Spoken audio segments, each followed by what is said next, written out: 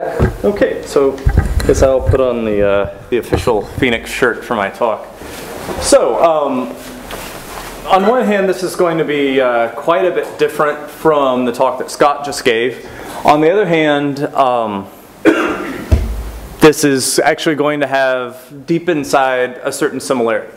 So one of the issues that we have in modern computers is that memory is expensive and computation is somewhat cheap. So the techniques that I will be working on are somewhat related to spectral element methods, where you're trying to bypass forming an entire global sparse matrix, because that turns out to be very expensive. And so these will be matrix-free type methods that will reduce the amount of memory we have, that we have to use. And so this is also going to connect with other things that we'll hear about both today and at the conference next week. So Peter is doing some very high-dimensional methods using Bernstein polynomials, so this will be of interest to him. And also, so other people doing exterior calculus, turns out they wind up with Bernstein polynomials at the heart. So there's some funding for this. So the outline is I would like to talk a little bit about some of the bilinear forms that we look at for finite element methods, and then just give a quick review of the Bernstein polynomials in 1D. I'm actually interested in doing the simplex in D dimensions, where D could be anything I like. So then I'll go on and talk some about Bernstein polynomials on higher order simplices. And then the core of the talk will be in the third section, where I'll develop some new fast algorithms for doing matrix-free methods, where you multiply a mass or a stiffness matrix by a vector without actually forming the matrix. And then I'll draw some conclusions at the end.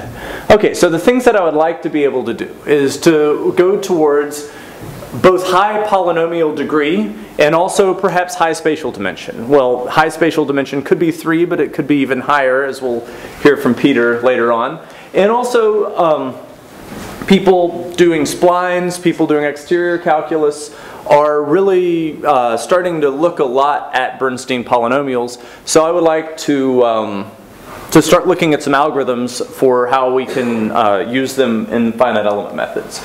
Okay, so the two finite element bilinear forms that I'll look at here are the L2 inner product and the H1 semi-inner product. So these give rise to the mass and stiffness matrices that Dolphin just has little classes that provide for you. But I'll be using Bernstein polynomials instead of Lagrange for them.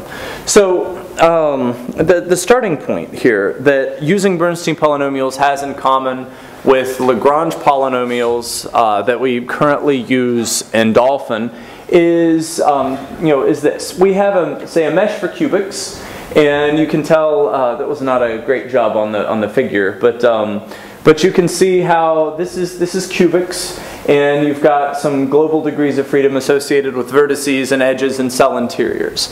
And the way that in Dolphin we currently represent the information about which degrees of freedom live on which element is in a 2D array called a DOF map, where you have a row of this array for every cell in the mesh. In this case, it's just 2. And then you have an ordering of the local degrees of freedom and where they go into the global matrix. Okay, so this is, if you're familiar at all with the internals of Dolphin or just the finite element method in general, this should be a common idea for you. Now, I want to think about encoding this a little bit differently.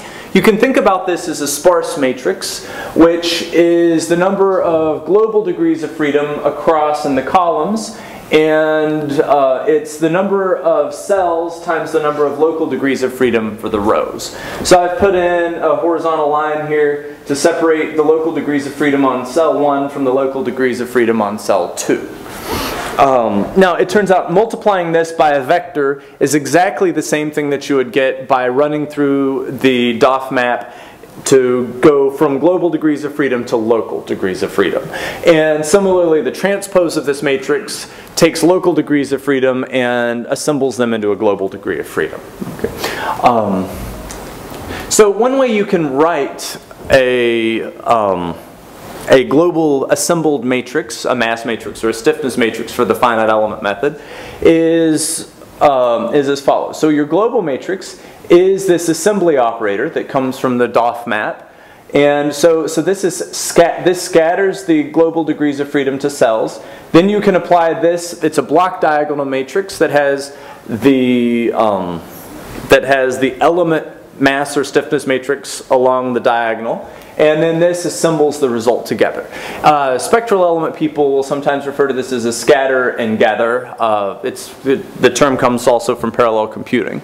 So I will be actually working in this talk with this representation rather than forming a global sparse matrix like we currently do in Dolphin.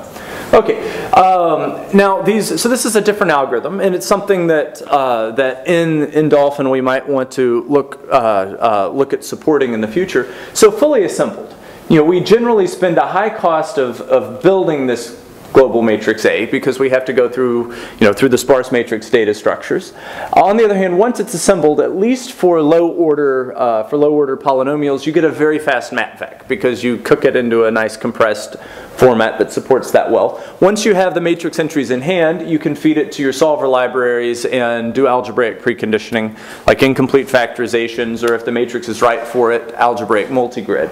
And so you can get some very good performance out of that. On the other hand, as you go to higher degree polynomials, this turns out to be less attractive. And the reason is your number of internal degrees of freedom is growing.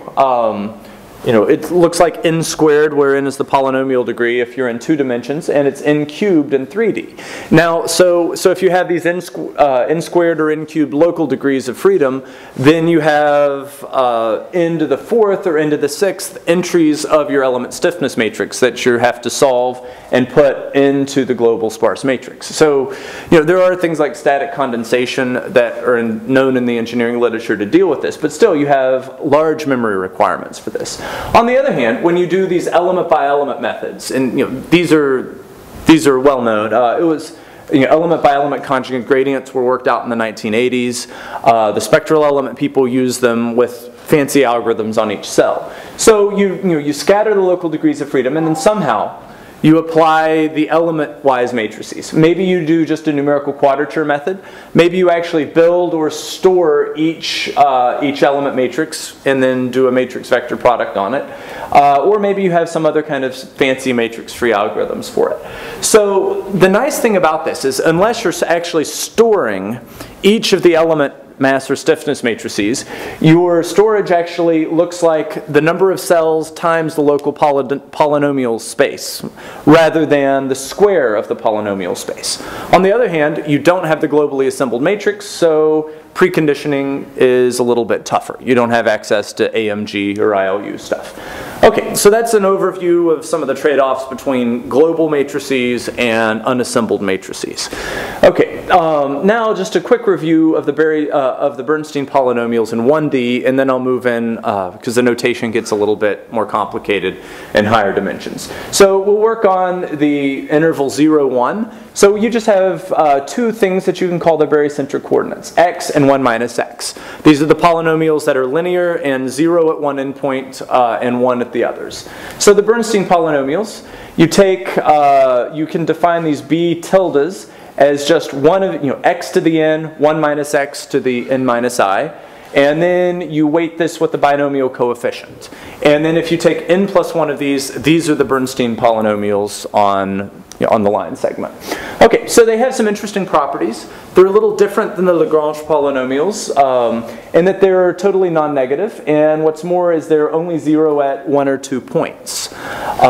Each one has a unique maximum either at an endpoint or somewhere in, and it turns out that the maxima of the Bernstein polynomials occur at the Lagrange nodes. So here, here, here, here. Okay, so they, like the Lagrange polynomials, do form a partition of unity, and it turns out you can prove the Stone-Weierstrass theorem in 1D. There's an algorithm that you can use Bernstein polynomials to uniformly approximate any continuous function.